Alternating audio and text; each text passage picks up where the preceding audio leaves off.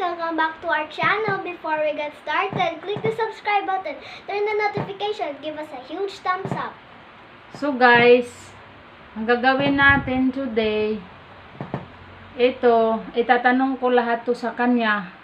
This is multiplication. Tanong ko sa kanya kung mamemorize pa ba niya, kaya ba niyang sagutin ang tatanong natin. So okay, let's get started. 9 times 5. 45. 6 times 8. 48. 7 times 8.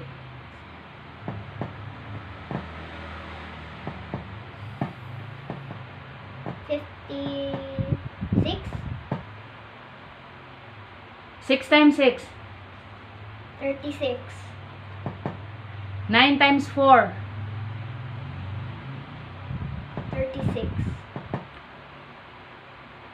8 times 11.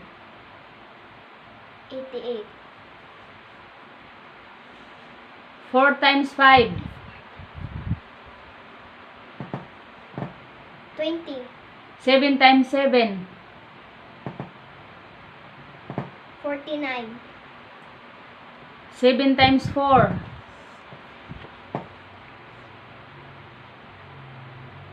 28.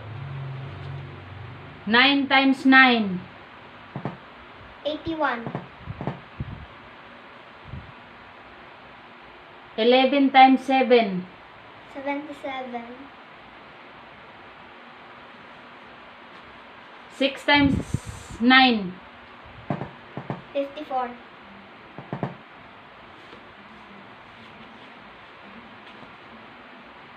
8 times 8. 64. 6 times 3. 18.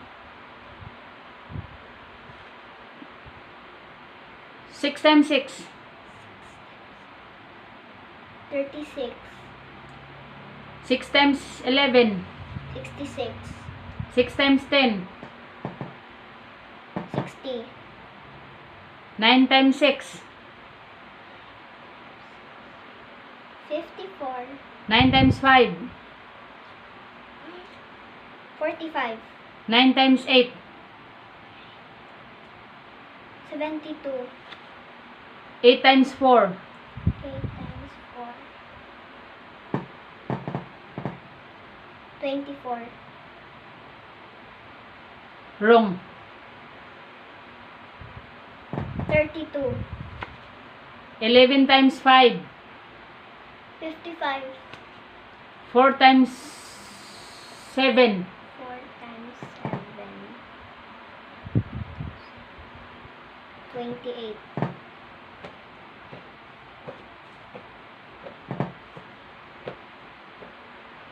9 times 3.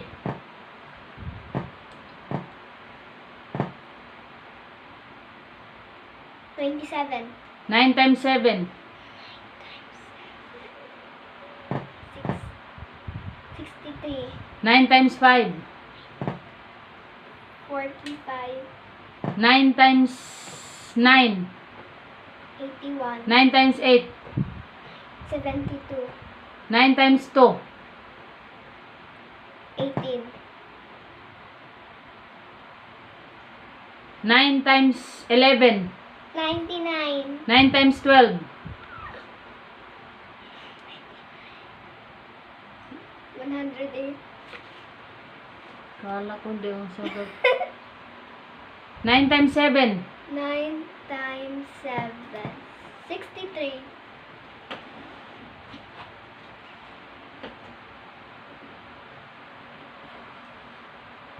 2 times 8. 2 times 8. 16. 2 times 11. 22. 4 times 6. 24. 4 times 8. 4 times 8. 32. 4 times 12. 4 times 12. Huh? 4 times 12. 48.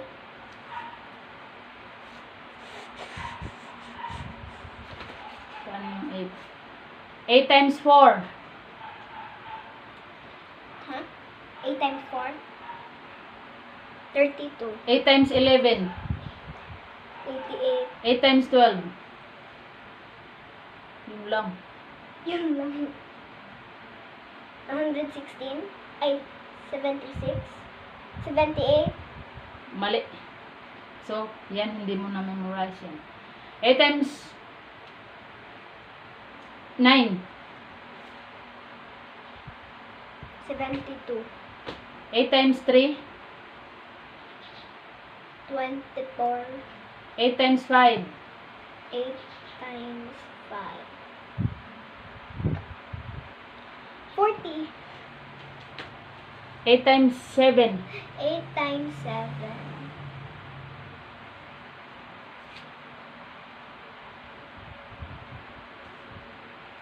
56.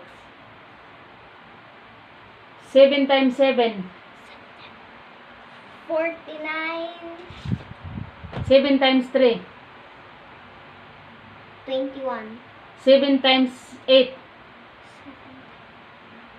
7 times 8. 56. Okay. Tama na. Hindi ko na ibigay sa iyo. So, okay guys. Mali siya ng isa doon. Hindi ko na ibigay yung maliliit kasi easy yung mga mababang number kasi napaka-easy sa kanya. Actually, mas mabilis sa kanya tong mathematics. Mas mabilis sa kanya yung multiplication kaysa subtraction and addition. Ewan ko dun. Easy yung But, addition. bye! Bye po. Happy Monday! Bye! Happy Monday.